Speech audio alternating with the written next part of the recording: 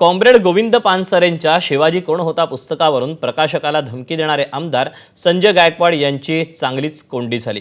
मुख्यमंत्री फडणवीसांनी गायकवाड यांच्या वक्तव्यावर नाराजी व्यक्त केली। अशा पद्धतीने शिवराळ भाषा वापरणं अयोग्य असल्याचं मुख्यमंत्री म्हणाले। तर दुसरीकडे उपमुख्यमंत्री शिंदेंनीही या प्रकरणावर प्रतिक्रिया दिली। संजय गायकवाडांना समज दिल्याचं शिंदेंनी सांगितलं। तसंच गायकवाडांनी माफी मागितल्याचंही शिंदे म्हणाले। मात्र गायकवाडांना हे कृत्य चांगलंच भोवल्याची चर्चा आहे। एक तर गोष्टी समजून घेतल्या पाहिजेत, त्या समजून न घेता आपण जेव्हा साकांड तांडव करतो त्यावेळेस ते योग्य होत नाही। छत्रपती शिवाजी महाराजांच्या बद्दल प्रत्येकाच्या मनात आदर आहे। आता हे पुस्तक छापूनही 40 वर्ष झाली आहे।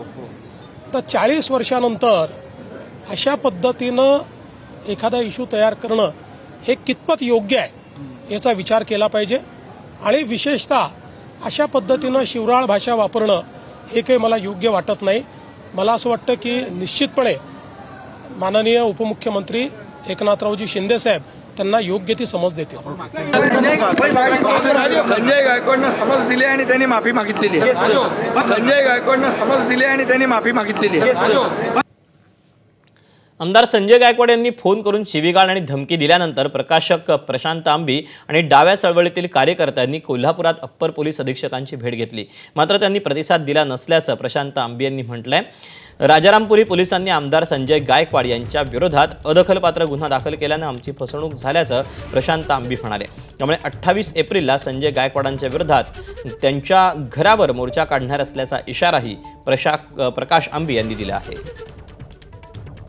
शाही मार्गानं ज्यांचा दबाव आहे, ज्या गृहमंत्री खात्याचा दबाव आहे, त्या मुख्यमंत्री फडणवीसांचा पुतळा आम्ही जाळणार आहोत आणि तोही लोकशाही मार्गाने आम्हाला तो अधिकार आहे।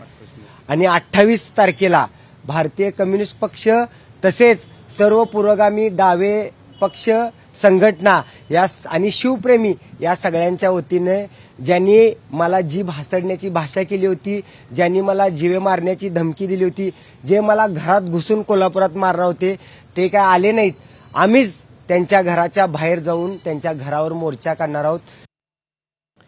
संजय गायकवाड यांच्या व्हायरल झालेल्या ऑडिओ क्लिपनंतर राज्यात याचे पडसाद उमटत आहेत। बुलढाण्यात गायकवाडांच्या समर्थनार्थ आंदोलन करण्यात आलं, त्यांच्या प्रतिमेला दुग्धाभिषेक घालण्यात आला। तिकडे कोल्हापुरात संजय गायकवाडांच्या समर्थनार्थ आंदोलन करण्यात आलं। यावेळी शिवाजी कोण होता या पुस्तकावर बंदी घालावी यासाठी अशी मागणी करण्यात आली।